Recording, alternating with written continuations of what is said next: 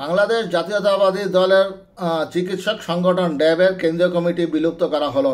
সভাপতি অধ্যাপক ডাক্তার হারুন আল রশিদ ও সাধারণ সম্পাদক ডাক্তার মোহাম্মদ আব্দুল সালাম নেতৃত্বাধীন ডক্টরস অ্যাসোসিয়েশন অব বাংলাদেশ ড্যাবের কেন্দ্রীয় কমিটি বিলুপ্ত করা হয়েছে। সোমবার বিএনপির সিনিয়র যুগ্ম মহাসচিব রুহুল কবির রিজভী স্বাক্ষরিত এক বিজ্ঞপ্তিতে এ তথ্য জানানো হয়েছে।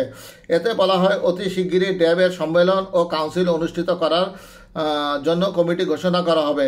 নিশ্চয়ই রুহুল কবির রিজভী তাদের শীর্ষস্থানীয় নেতা জনাব তারেক রহমান এবং বেগম খালেদা জিয়ার নির্দেশে এই কমিটি বিলুপ্ত করেছেন। আমরা আশা করব ডক্টর অ্যাসোসিয়েশন অব বাংলাদেশ ড্যাব একটি কার্যকরী চিকিৎসক দল নিয়ে একটি সংগঠন করবেন, যারা বাংলাদেশের আর্থমানবতার সেবায় নিয়োজিত থাকবেন এবং বাংলাদেশের চিকিৎসা খাতকে অত্যন্ত উন্নত পর্যায়ে নিয়ে যাবেন। যদি বিএনপি জনগণের ম্যান্ডেট দিয়ে বাংলাদেশের ক্ষমতায় আসে, বর্তমানে স্বাস্থ্য বিভাগ যেভাবে চলছে সেই অবস্থায় আমরা দেখতে চাই না।